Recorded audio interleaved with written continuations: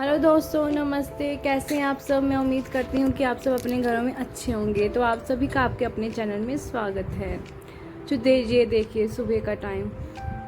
हमारी जो लीची है वो लगभग 80% लाल लाल हो चुकी हैं। ये देखिए, इसे पता नहीं कैसे पता चल जाता है कि मैं वीडियो बना रही हूँ और ये कैसे कैमरे के सामने एकदम से आ जाता है। और ये देखिए, हमारी पनीरी भी बड़ी हो गई है। और यहाँ पे आज हमने ट्रैक्टर से खेतों में जुताई करवाई, क्योंकि हमने यहाँ पे जो है बाजरे की बुआई करवानी है, इसीलिए। तो ये देखिए, ट्रैक्टर वाले भैया अच्छे से खेत में जुताई कर रहे हैं।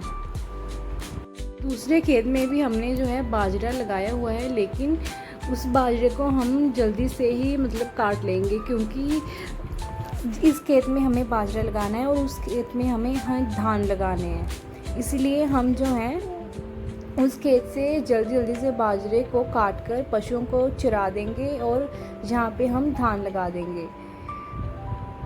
और ये देखिए, हमारे यहाँ लीची लाल लाल हो चुकी है, मैंने आपको पहले भी बताया। इन दिनों खेतों में काफ़ी ज़्यादा काम रहता है। कभी फसल की जुताई करनी है, खेतों में जुताई करनी है, कभी बीज को इसमें डालना है। ये देखिए, ये बाजरा है, हमने पूरी रात इसको भिगो के रखा हुआ है। और इस खेत में हमें कद्दू करवाना है ट्रैक्टर से, कल या परसों तक। इस खेत में हमें धान लगवाने हैं।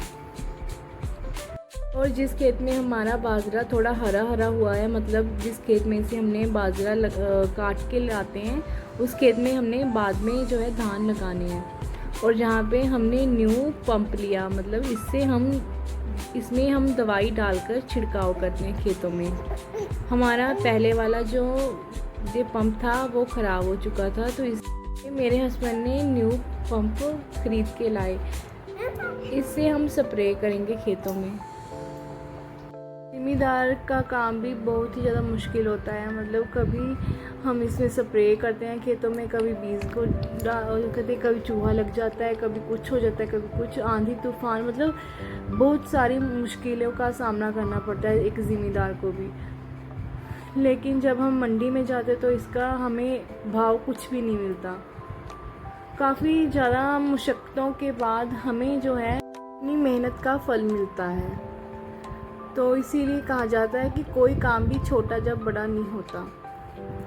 और फिर उसके बाद मैंने यहाँ पे सब्जी को तड़का लगा दिया। बस डेली के वही रोज़ वाले काम, रोटी बनाओ, सब्जी बनाओ, घर साफ करो।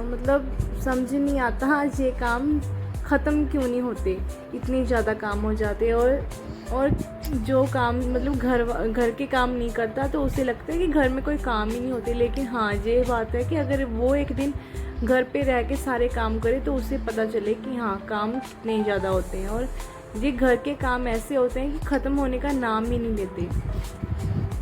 और हम जो गृहिणी होती हैं, हमें ना कोई सैलरी मिलती है, ना कोई छुट्टी मिलती है। हमें भी छुट्टी चाहिए, लेकिन क्या करें, हमें कोई छुट्टी नहीं।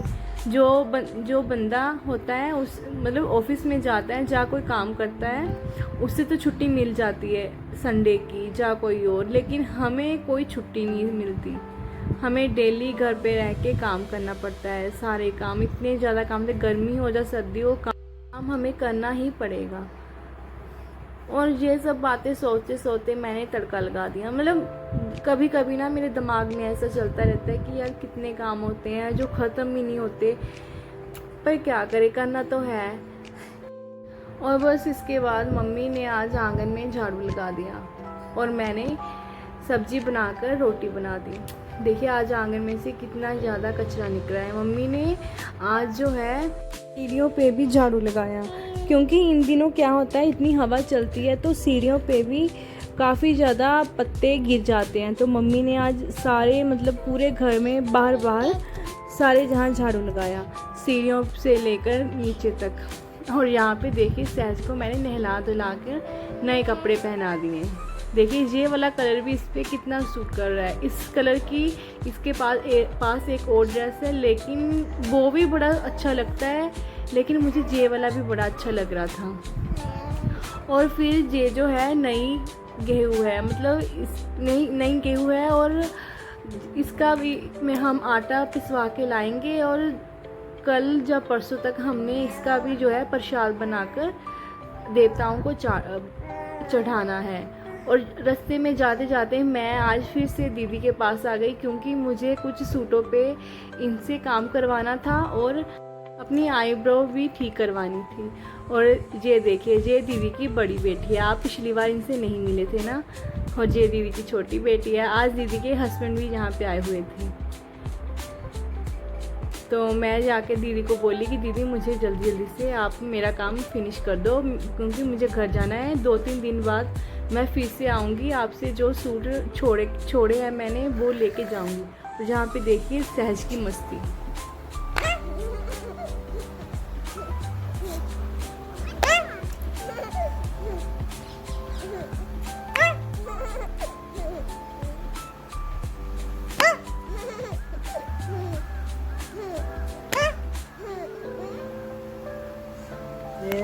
सहज की मस्ती देखते देखते साथ में मैंने दाल को चढ़ा दिया था। और यहाँ पे ये देखिए, खेत में पानी, मतलब आधा खेत जो है उसमें पानी हो गया है। इसमें एक आधा दिन लगेगा और पानी होने में। यहाँ पे मम्मी जो है घास काट रही है और मैं मम्मी को घास जो है उठवाने आई थी, लेकिन मम्मी बोली कि अभी मुझे एक टोकरी और जो है काटनी है, तो मैं छोड़ के आती हूँ घास और तू यहाँ पे काट। तो इसीलिए मैंने मम्मी को जल्दी जल्दी घास उठवाया और जो थोड़ा सा बचा था वो मैंने यहाँ पे काटा। आज जब मैं वॉइस ओवर कर रही हूँ तो सहज मेरी जो खेल रही है, बहुत ही ज़्यादा ये आवाज़ कर रही है, इसीलिए आप प्लीज़ इसकी बातों पे ध्यान मत देना।